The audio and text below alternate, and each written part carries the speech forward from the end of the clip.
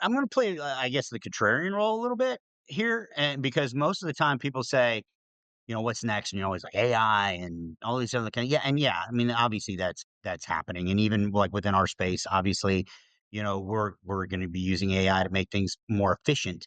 But I really see a trend in moving away from the fully automated solutions and more into the services solutions, especially in the compliance space, because as companies are entering in and they are getting to a certain size, and they've tried the push a button and everything's automated for you, only to realize that, okay, well, no, there's actually some art to this.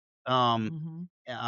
And also, it's like, especially like, again, especially in kind of when you're tipping from the small to the mid market, is where I really start to see that. I see going to that because they're like, okay, well, what's a notice? Why aren't my notices being filed? And like the fully automated solution is like, okay, I think it's working. I mean, I pushed a button and it said it filed the sales tax, but like I'm now getting, requests from this Secretary of State. I don't really understand this, or Department of Revenue.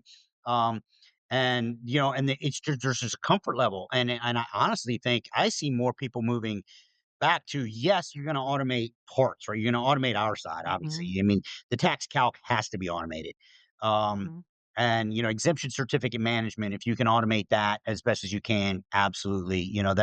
Those are kind of table stakes automations that these companies are going to move into.